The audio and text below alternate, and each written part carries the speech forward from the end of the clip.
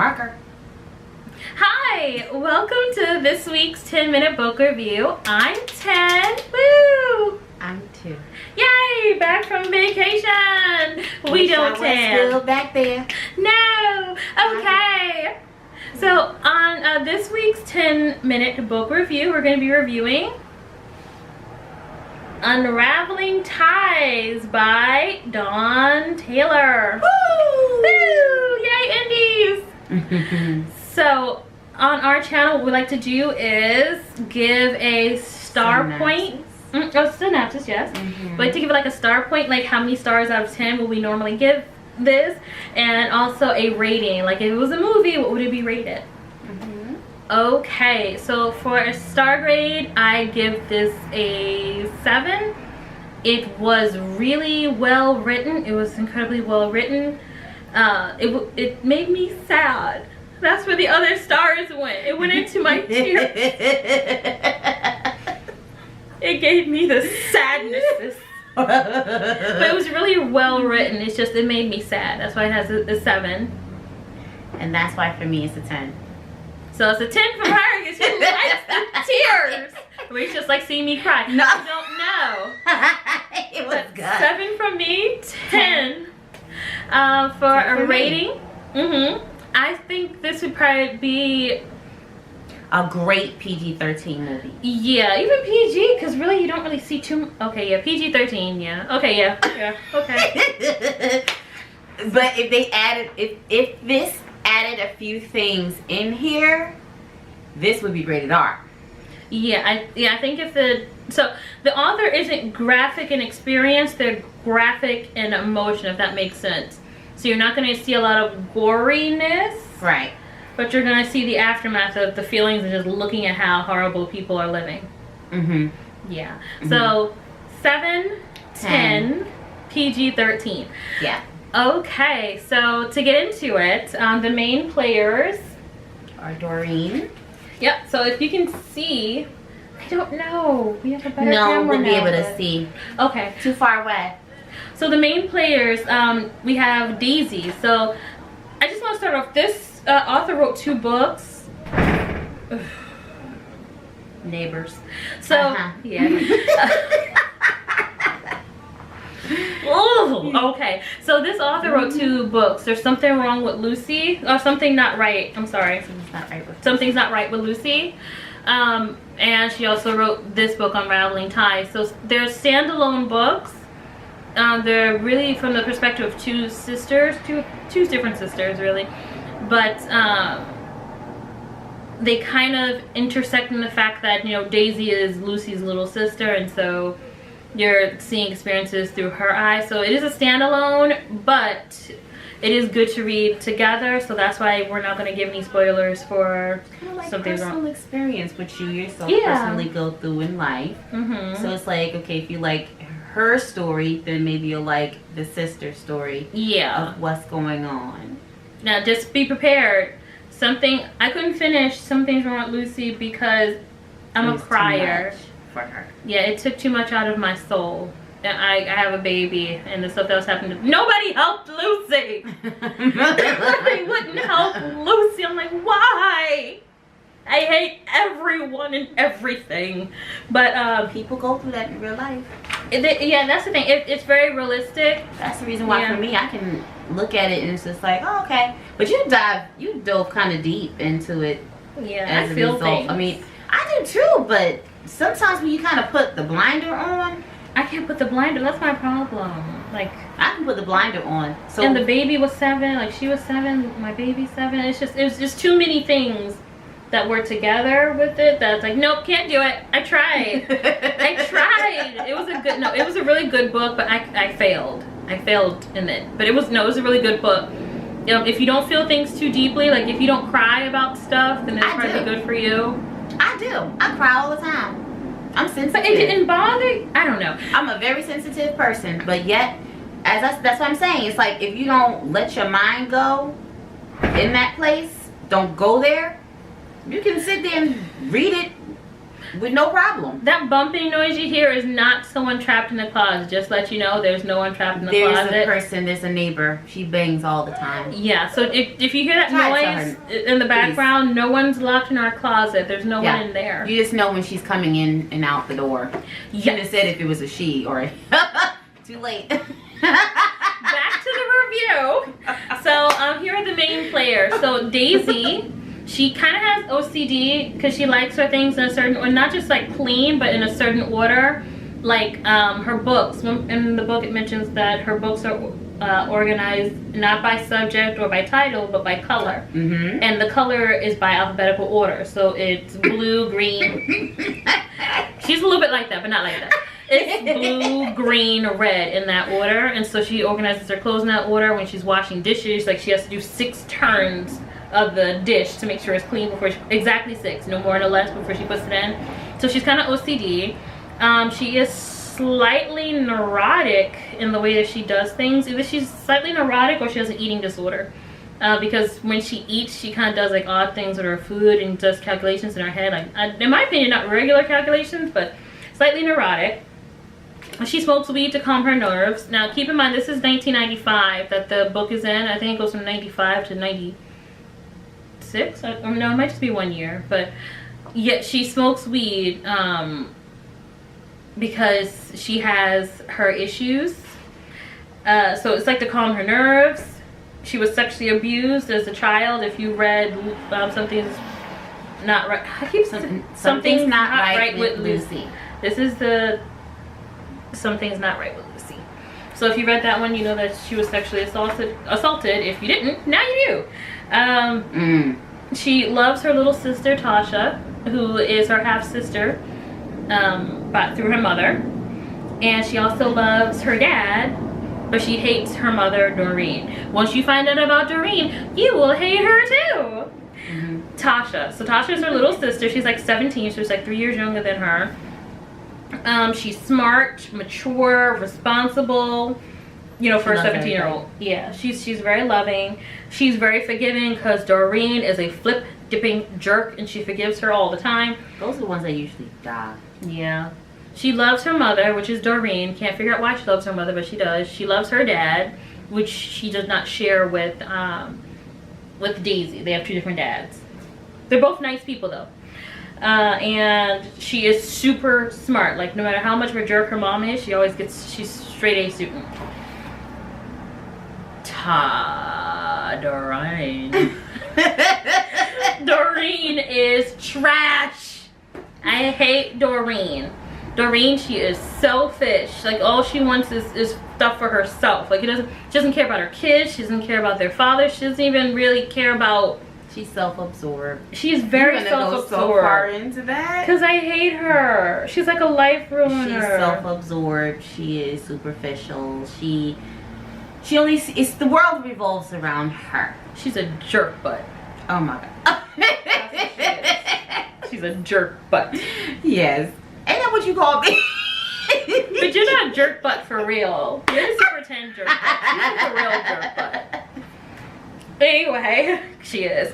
So Dan is Daisy's father, and if you recall from the other book, if you read the other book, he's also Lucy's father. He is Doreen's ex-husband for a very good reason, because she's evil, spawn of the devil. He's kind enough, so he's not the type to emote. So when I say kind, he's kind to his daughter because he loves his daughter, but he's not the touchy-feely, huggy type of a person. And then Roy doesn't play like a huge part, but Roy is Tasha's dad. He's more of the kind, like, emotional type person. Like, he's the one with the hugs and stuff. So to give you just some information on it, because I don't want to ruin it for those who plan on buying it, which, you know, you should if you're into this kind of book. You should be. You really should be. It teaches you your backyards, your neighbors that could be. You never know. It teaches you to really pay attention. Like, if you see something off with somebody, then at least give a second glance. At least ask, are you okay? But anyway, that's more so Lucy. But, so Daisy. So we meet Daisy in 1995. In the other book, it was 1975, so she was 5 years old. Lucy was 7. So in this book, we meet Daisy in 1995, so I guess she'd be 20 now? But 75 to 95 is 20, right? Yeah. So she'd be 20 now in this one, and she has her own place. Her sister calls her and tells her, hey, oh, by the way, something just threw me about this. She's talking about she has her new phone from her dad. Her dad bought her a new phone, a Nokia. Do you ever like the brick phones? I'm like, bruh. The Zach Morris. Who? Zach Morris. Who? Zach Morris. We're gonna just keep saying his name. Saved by the Bell. It's like Red Rum. Just keep saying her name in the mirror. And she will appear. Zach Morris. Zach Morris. Zach Morris. Everybody knew the Zach Morris. Is he here? Saved by the Bell. Oh. So we didn't bring him? We didn't bring him by saying his name? Is he in the room? No, okay. What's his name? Mark.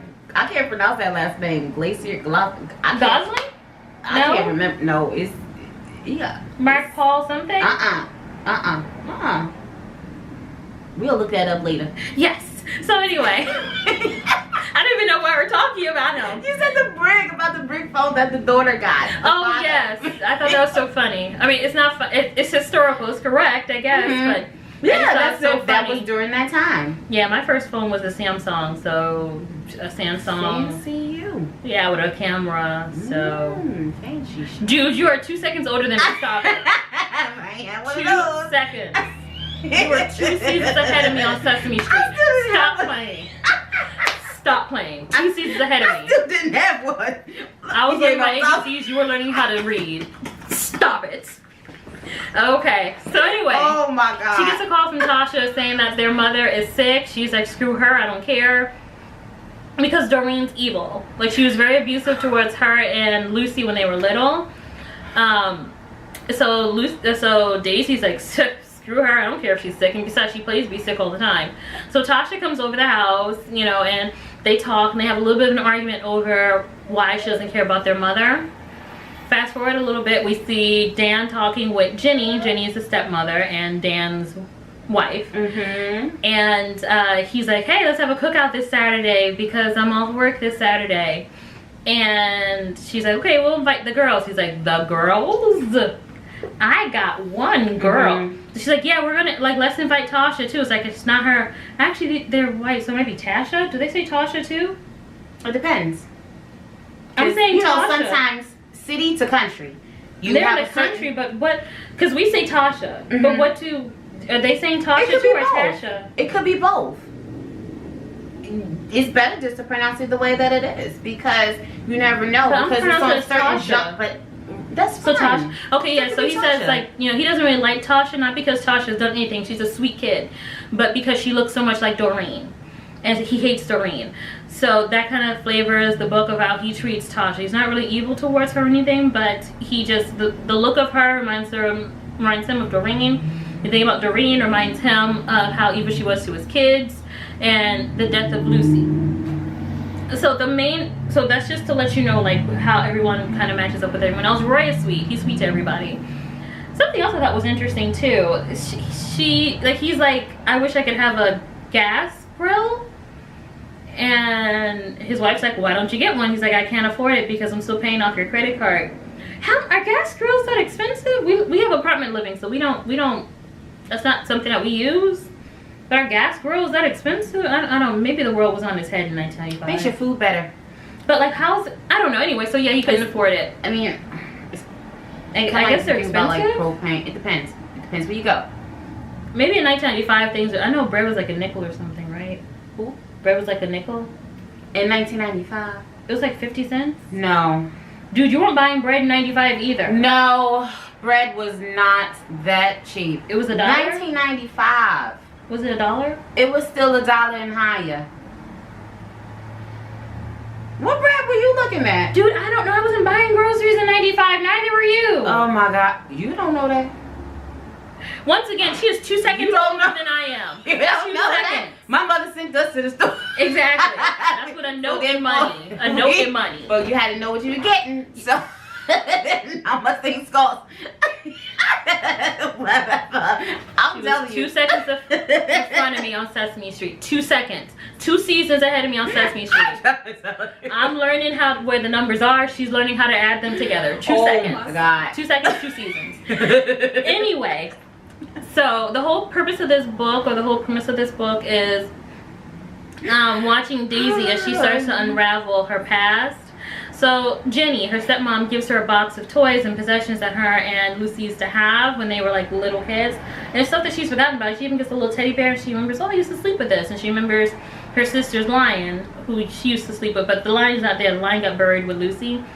And she sees that her sister drew a picture of their grandfather's old mechanic shop. The grandfather is evil too. Their father's dad, because he was sexually assaulting them. But yeah, so it says unraveling ties, but really kind of unravels her in a way. To me, I feel like it unravels that whole family, because it's the secrets that they all have and things that tends to come out about them.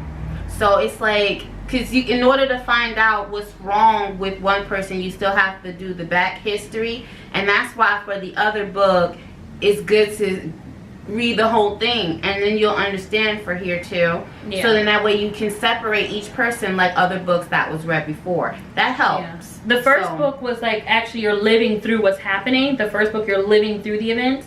This book, you're looking back on the events and you're seeing how it affected the person who survived the event, which was Daisy. Daisy survived the actual events of it and still stayed a sweet person. But yeah, she ends up having a mental break because of it. I feel bad for I feel bad for Dan, because he doesn't really know how to handle things. That's why he was like that, as far as what he would see and how he would treat one. Tasha, Tasha, she loves their mother a lot, but her mother ends up stealing money from her that she needs to have an abortion, and so why she ends the up abortion can't say. Can't say why but she'd have to read it. But basically, she wants to have an abortion. Her mother steals the money that she was going to use for the abortion, and so Tasha ends up doing something horrible, and she believes that every bad thing that happens to her after that is because of the horrible thing that she did. Honestly, me personally, I would have did the horrible thing earlier on. Like, I would have been 5 years old on the news. 5-year-old does horrible thing. I'd be in handcuffs like, they made me do it. I regret nothing.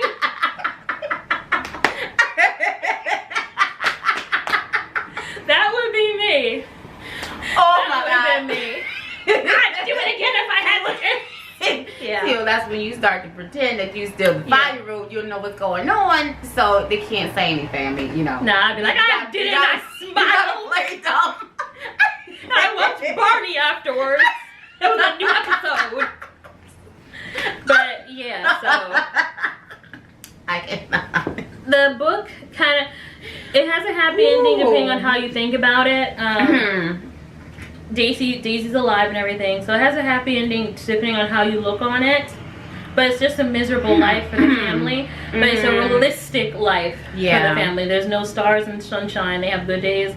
They mostly have horrible days. Not because they're like, you know, lemony snickets, everything's horrible, like just different events happening. But I still love that movie. Me too. But because they're living with the stuff from the past. Can't let it go. Nope. So this has been a 10-minute book review. Once again, 7 from me. 10 from me. And PG-13. We hope to see in this for Unraveled Ties, Miss Dawn Taylor. Resolve your issues, everybody. Yes. Resolve them. And watch your kids. Exactly. Every family member ain't family. Every skinfolk ain't kinfolk. And kinfolk you need to watch too. And I don't talk that way, so you're not going to hear that from me. Thank you so much for joining us. Thank you so much for joining us. And have a wonderful week. We look forward to seeing you on our... Dude is another... It's a screen right there. I can see you. I know you could. That's what I did. We look forward to seeing you on our 10-min check-ins and for our next book review, which we don't have the name of just yet, but we're gonna get. And bye.